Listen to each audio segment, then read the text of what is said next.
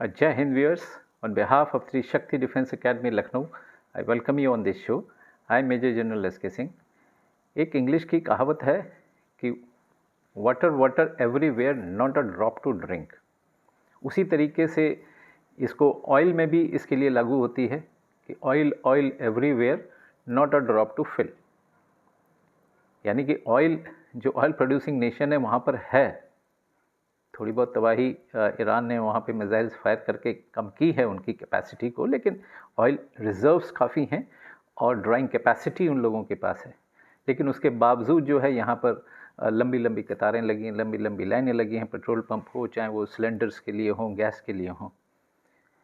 लेकिन एक खुशखबरी की बात यह है कि जो भारत की कूटनीति, जो foreign policy of India here has helped पूरे इंडियंस को, मैं तो बोलूँगा, और ये आप लोगों को प्राउड होना चाहिए इस चीज़ को लेकर कि सिर्फ 4-5 देश हैं जिनको ईरान ने परमिशन दी है स्ट्रेट ऑफ हॉर्मुज से शिप्स निकालने के लिए, टैंक्स निकालने के लिए, ये ऑयल के और गैस के।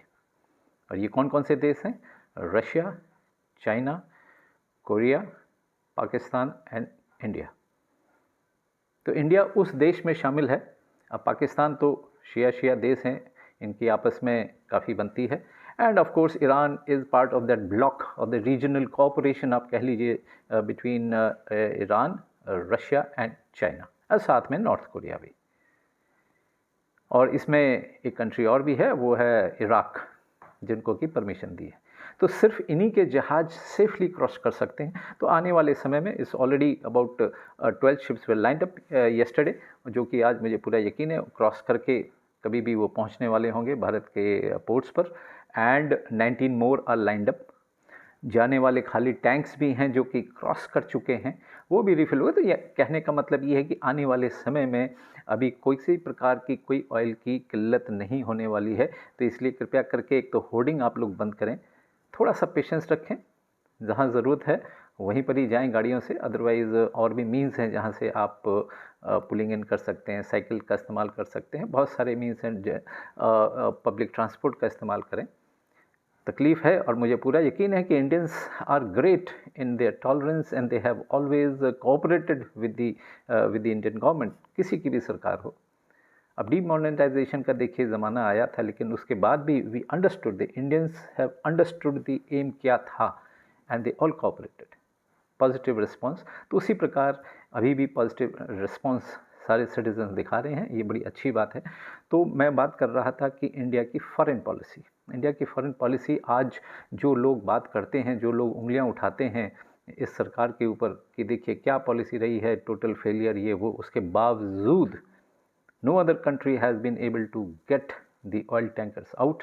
मैं बात कर रहा हूँ उन देशों की, the European nation, the American and all other nations except for these 3-4 nations, and all because of, क्योंकि इंडिया की फॉरेन पॉलिसी बहुत अच्छी है। वसुधैव कुटुंबकम की जो एक पॉलिसी को लेकर चलते हैं हम लोग, तो वो आज काम आई है।